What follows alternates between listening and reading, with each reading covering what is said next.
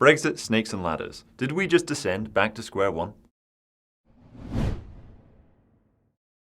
Hello and welcome to today's Daily Blitz. In today's video, we'll be discussing whether or not Brexit will soon be done, or whether or not we've actually just back to square one as we were in 2016. So, as you would hear it from Boris Johnson, his whole platform is about getting Brexit done, repeated ad infinitum. But in terms of what's actually happened, and in terms of what's happened in the market, you think that we were actually all the way back where we were in 2016, right? That's right. So everything's changed, and that supposedly means that Brexit is sort of guaranteed, that everything can now progress easily. But my point is the opposite. It's actually that we're back to square one when it comes to negotiating Brexit.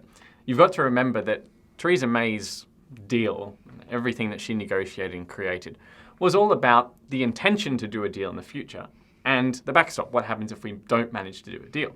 We haven't even started negotiating the deal itself yet, which is why I say that we're back to square one when it comes to Brexit. The negotiating process hasn't even begun. So are there any shortcuts that Boris Johnson could make to accelerate that process, to take a ladder in the snakes and ladders analogy? So it's all about breaking up the process into sort of bite-sized chunks and then pointing out to say, look, I've achieved something, I've done this, even though it's only a very small chunk of the whole process and the whole procedure. So what actually gets done in terms of the different deadlines and at those points can just be adjusted for what it actually means. So for example, a trade deal itself could take years, but Boris will say, we've actually achieved something in the meantime, we hit that deadline, even though what we achieved was just reduced. And it would seem that the market does agree with you, right? That's right. So the pound gave up all of its election gains, as you can see on the chart on your screen now, which really suggests that people are realizing that no deal is back on the table. And that's the giveaway that we're back to square one.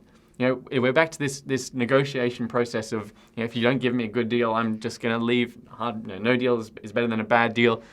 So the deal must just be up for grabs again. But does the no deal sort of opportunity not give Boris Johnson some leverage, at least in the negotiation phase? That's right. But he needs the leverage, which is the giveaway that you're back to square one in terms of the negotiation process.